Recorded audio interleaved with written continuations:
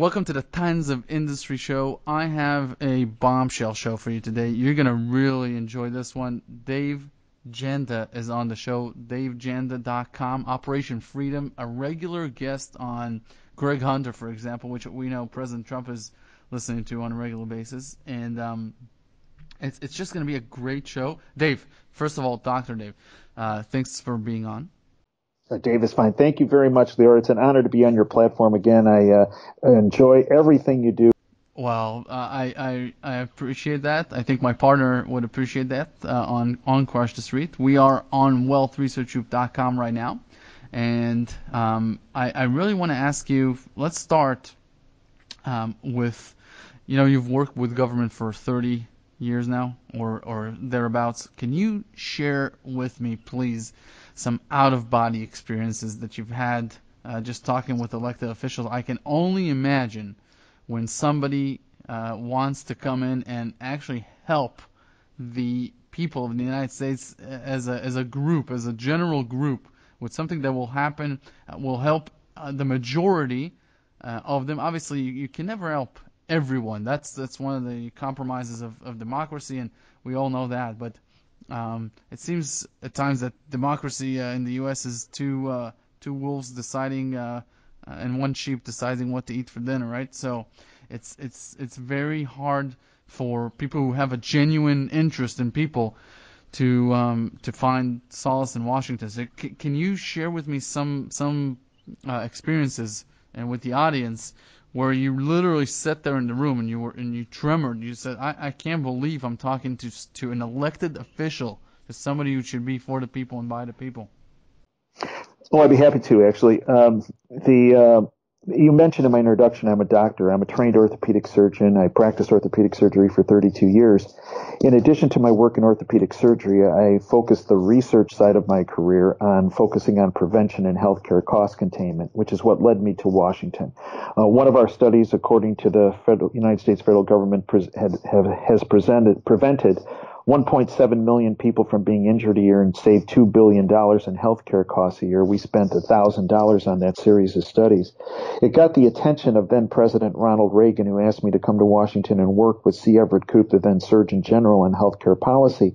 And for 30 years, Reagan administration, Bush 1, Clinton, Bush 2, not Obama, because my approach is on free markets, and Barack Obama wanted to have nothing to do with free markets when it came to the healthcare scene and healthcare policy. But I have developed relationships with folks in Washington over 30 years, people in government agencies, a number of different government agencies, which has given me an opportunity to bring these people forward on my radio show, Operation Freedom, and on the platform that you spoke about, DaveJanda.com. And probably one of the most memorable experiences I had in Washington and have had in Washington is I had been asked to testify in front of Congress on healthcare policy, on the role and the power of prevention and wellness initiatives. And I presented to Congress, the subcommittee of Congress, and it went very well. And again, this is about 1989. An individual walked up to me after my congressional testimony, and this is not something I would do now, just because I get a lot of grief for what I do, because I come at it from the public side of the equation. I am seen as someone who takes on big pharmaceutical companies, big insurance companies, big medicine, the AMA, and big government folks. So I'm not a light guy, if you will, Lior, in Washington. I take on Republicans and Democrats alike, just because I've gone on record as saying there's really one political party in the United States, the Republicrats, and they're all owned by a criminal syndicate. Therefore, the Paul Ryans of the world, the Mitch McConnells of the world, the Nancy Pelosi's of the world, the Chuck Schumers of the world, so whether they're Republican or Democrat, they all despise me, which I actually take as a badge of honor.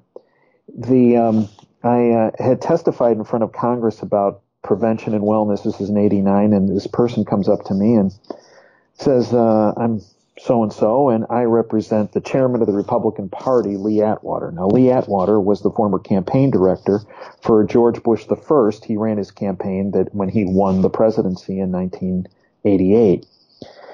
He says, I represent Lee Atwater, the chairman of the Republican Party. He was watching your congressional testimony on C-SPAN and really liked it and would like to talk to you. Okay.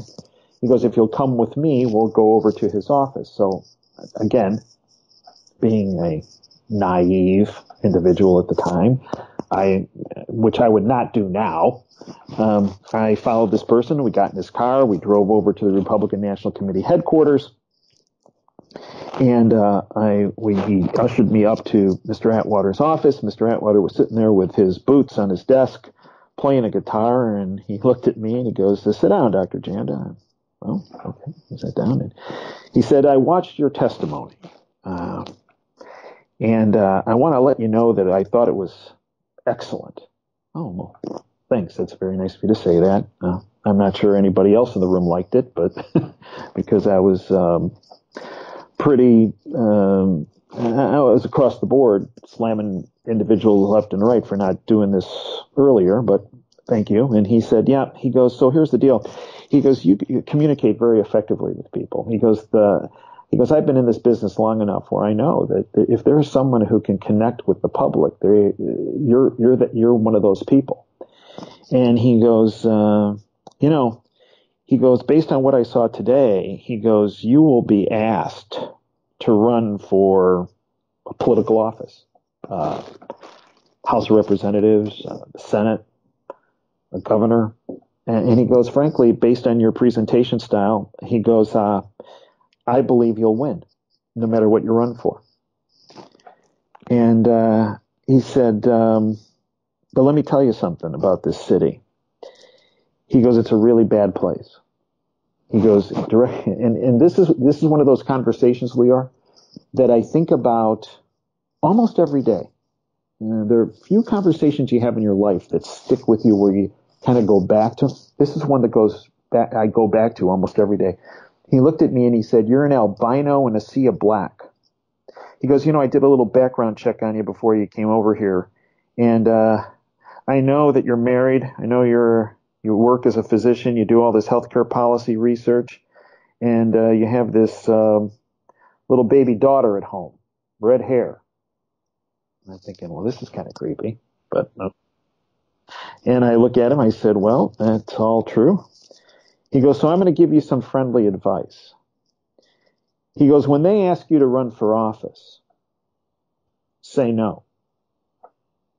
And I look at him and I go, well, I never contemplated running for office. No. He goes, well, just say no, okay? And he looked at me dead straight in the eyes and said, they will kill you. I don't mean figuratively. I mean literally. He goes, Dr. Janda, you're an honest guy. You can't be bought. He goes, your track record shows that. You've taken on big entities with your research to help people.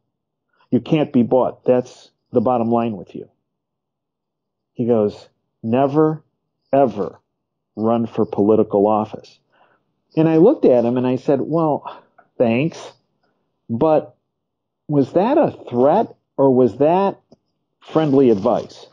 And he goes, no, look. He goes, I really like you a lot. He goes, you're really a good guy. But it wasn't a threat. It's friendly advice. He goes, you know what? If you want your daughter to know who her daddy is, and you want your wife not to be a widow, keep being a really great doc, keep doing your research, keep doing all your media presentations, keep doing what's right for people, but don't get involved in politics. Well, what more can I tell you about that sort of scenario? Let me switch over because it got me thinking about President Trump and the stuff that he's doing, and I wonder because we've seen on the alternative media at times that people are saying if he does that, they'll try and whack him out, they'll try and impeach him, they'll try and do this, try and do that, because he's pushing the borders as well, and he's doing stuff that other presidents have not done. Let's talk a little bit about President Trump and what's going on right now. And I want to ask you, do you think he's playing a grand chess match, or do you think he's naive? Do you think he really understands what he's doing, or do you think he's over his head? I have been contemplating that question for a year and a half. Does he know the full picture? Does he know everything that other presidents know, or are people that should be telling him information concealing it from him? Where is he on the scope of brilliance? Is he just the most brilliant guy, and everything you're seeing is part of a game, or is he an emotional person who can't control himself, and therefore you're seeing these lashing outs? Where do you think he is? Because it's a very important question at the end of the day, because we all know a president is an actor. It's part of this situation. I mean, Ronald Reagan was an actor, if I'm not mistaken, correct? So, and obviously Arnold Schwarzenegger was an actor. So, are we seeing an act, or are we seeing the real person come out at times? And obviously, anyone who's ever seen a very serious show or TV show or movie about politics, he knows that what the public sees is not even 1% of what's going on behind the scenes, or how this person really is behind the scenes, what his character is, and who more than you should know how these people act when there's not a camera on their face. So, what's your assessment, and what do you think will happen in 2019 for President Trump? And let me just throw that little caveat in the end. Do you think he will get reelected? So when I look at an individual, the best information I can get on an individual is their track record. People who've dealt with those individuals the longest. Now, I have a little insight on Donald Trump that most people are unaware. And that is the following. My dad I was very blessed to have him as my dad. He was an incredibly smart individual, honest individual, hardworking, but also was one of the best judges of people I know of that I've come in contact with in my life. My dad was in the construction industry. He was a general contractor, civil engineer. He built a lot of buildings in the city of Chicago. Built a big chunk of O'Hare Airport in Chicago. My dad, over 30 years ago, had interactions with Donald Trump. Now, my dad has passed. He died in 2013. But I remember the interactions my dad had with Donald Trump.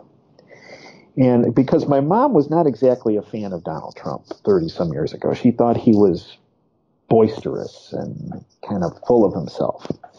So I remember when my dad had some meetings with Trump in Chicago about some projects. My dad came back from those meetings, and I remember my mom said, "Hey, Ben, how did that go with that guy who's he's so full of himself and he's so da. And my dad said, "Well, interesting. He's very different in private than he is in public." He goes, one, he's very smart. He's very analytical. He doesn't talk a lot. He listens. He goes, I found that to be very surprising, actually, but he listens, and he goes, frankly, I tested him because what I did is I pushed a lot of information in front of him that I'm sure he did not want to hear. He did not want to hear. But what he did is he didn't fight me on it. He goes, what he did is he listened, and then he asked me, well, with these problems that you've identified, what do you think needs to happen to get them fixed? And he goes, and when he was done listening to me, he goes, the thing about Trump is he has a lot of very smart people around him based on the insight that they provided at this meeting. And he said he then went around the room to ask all the other people in the room their opinion. And then what he did is he took everybody's opinion. He goes, now this is without writing anything down. He put everything together in his mind, and then he presented an option as a potential solution that pulled some of mine, pulled some of his assistants, and he goes, I found the guy to be incredibly smart, analytical, and willing to listen. So my dad had other interactions with Trump over several years after that, and he always said the same thing about Trump. He said, and my dad dealt with a lot of these folks in private as well as public, as now in my life, as I've gotten older, I've done the same thing with a number of different people. And they can be very different in private than they are in public. And the point about Trump is that I think he relishes this. The people who oppose him underestimate him. And he uses that underestimation to ultimately get the best of them. If you look at the reaction of the globalists, you see, when I talk about globalists, and this was introduced to me back in 1988 when I first went to do healthcare policy in Washington. When I got there with Reagan, you met with one of his assistants, and the assistant said, "Listen, we want to make sure everybody's on the same page of the playbook. And here's how the boss, President Reagan, looks at the world. The right-left axis is pure theater. It's meant to put people at each other's throats. It's meant to divide and conquer. The real axis to work on is the up-down axis, up being freedom and down being oppression. And there's a group of people, bad, not so great people, really bad people, that want to work that up-down axis and want to oppress as many people as possible.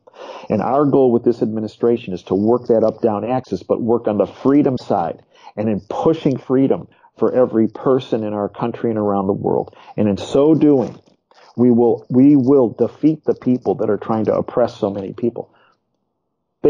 What they were speaking about, that axis, was the axis that the deep state, the globalist syndicate, the New World Order works.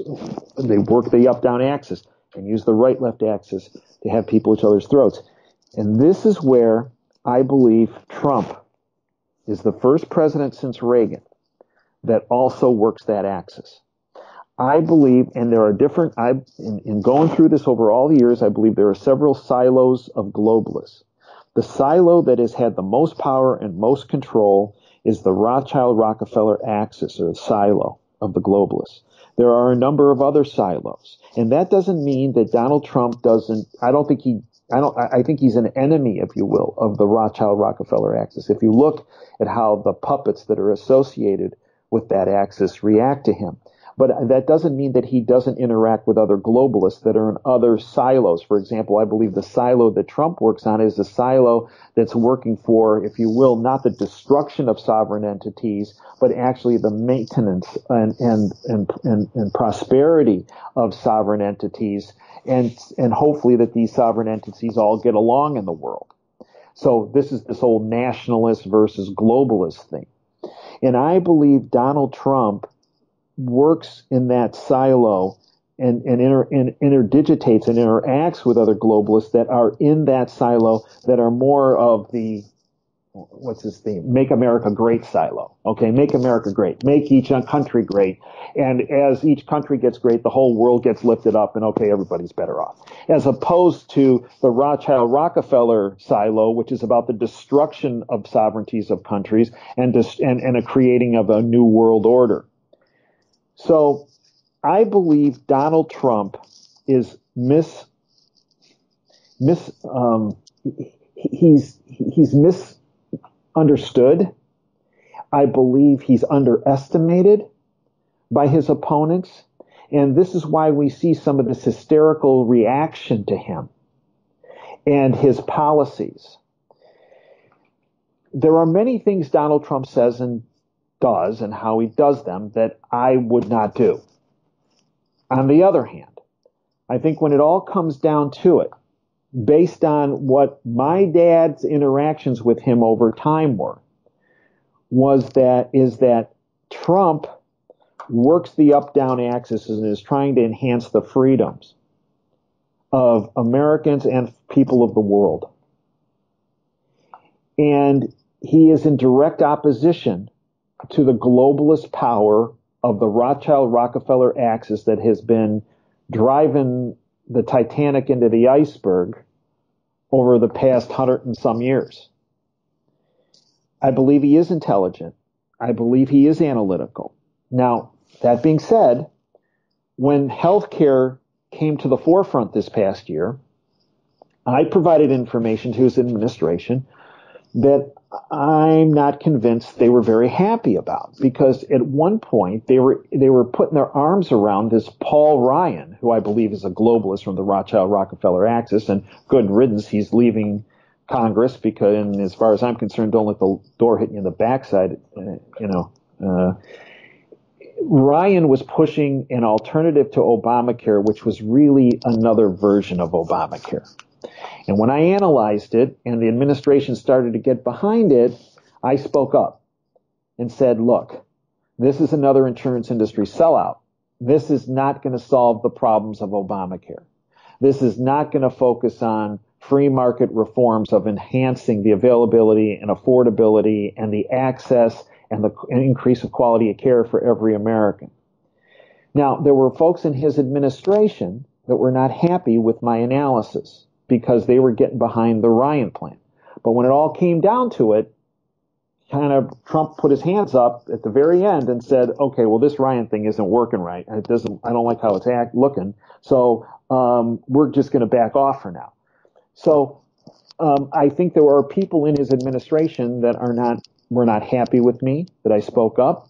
On the other hand, I never got any pushback from them saying, as I did from the Obama administration, you better shut up, and if you don't shut up, bad things are going to happen to you. That's very, very interesting, Dave. I want to ask you, talking about Trump, one of the taboos of many of these presidents is relating to the Federal Reserve, either antagonistically or positively, but they just don't do that. And I've been around for 20 years. I've been investing since the age of 16, and I can attest to what happened between 1913 and the year 2000 when it comes to presidents, except for things that I've read in hundreds of books about the Federal Reserve System and revolving it.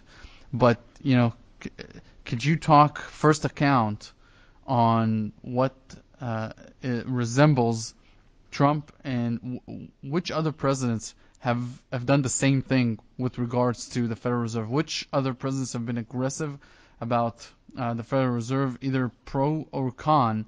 More con, because I think the audience would love to hear what happens when you push that entity too far. Well, I'd be happy to, Lior. The book that I'm fond of when it comes to the Federal Reserve is a book written by someone I consider a friend, someone who's been on my show several times. G. Edward Griffin wrote the book The Creature from Jekyll Island. And I believe that book is very well done. And I believe outlines the creature being the Federal Reserve, which is a tentacle of the criminal international banking syndicate, the Rothschild-Rockefeller axis. And in my lifetime, there are, and it's long, a lot longer than yours, in my lifetime, there were very few presidents that would take on the Federal Reserve System or question the Federal Reserve System. Usually, as you mentioned, there's deafening silence, or there's a little pat on the back saying, yeah, good. The presidents in my lifetime that took on the Fed, one was John Kennedy. I do not believe that was the sole reason why Dallas happened. The event in Dallas happened over now 55 years ago. But it could have been a component of it, because what he was fighting against were the globalists. Whether it was the globalists that were involved in our intelligence agencies or the globalists that were involved in the Federal Reserve System, he did take them on. Another one who took them on and would not as directly as Trump, but did point the finger occasionally at the Fed as being an issue was Ronald Reagan. We all know what happened to Kennedy in Dallas in November 63. We also know that Ronald Reagan, 2 months into his presidency, I believe March 30th of 1981, there was an assassination attempt on his life. And the person who has been most direct, most overt about his issues with the Fed has been Donald Trump. I mean, just look what he said the other day. I mean, he said the Federal Reserve System is a much bigger problem than China. Now, remember, he has painted a picture of China about their trade policies, about how dishonest they are, about how harmful they are to every American citizen. He has painted that for many months. So when he makes a statement that the Federal Reserve is, quote, a much bigger problem than China, people sit back in the United States and go, wait a minute. He has gone on for months saying how bad China is for us. So if China's so bad for us, but these dudes in the Federal Reserve are worse, well, what are they doing that we don't know about? And he's pointed the finger, and he's pointed the finger more, if you will, often at the Fed over the past, couple, 3 months. I mean, the last being the China statement, but prior to that, quote, I think the Fed's gone crazy. It was in October. Quote, my biggest threat is the Fed, end quote. Again in early October. Trump escalates Powell on attack. Quote, every time we do something great, he raises rates, end quote. If Donald Trump, in my lifetime, has taken on the Fed in more of a frontal assault, not just policy-wise, not just behind the curtain, but in the public, more than any president I'm aware of. And I believe he's doing that for a reason. And the reason is the following. I believe, when you look at Donald Trump's background, one of the, to build, and I know this from my dad's experience, when you build a big building, the logistics of that are enormous. You have to be an air traffic controller extraordinaire. If you're overseeing that project, you have to have thousands of pieces of information in front of you every minute of every day for that project to come to fruition. You can't be stupid. You have to be analytical, and you have to be forward thinking. For Trump not just to build one building or 2 buildings or 10 buildings, but dozens of buildings around the world. And granted, he has very good people working for him. But he is still the guy whose name is on the company, and he's the guy who has to answer the phone when they say there's a problem with a Trump project.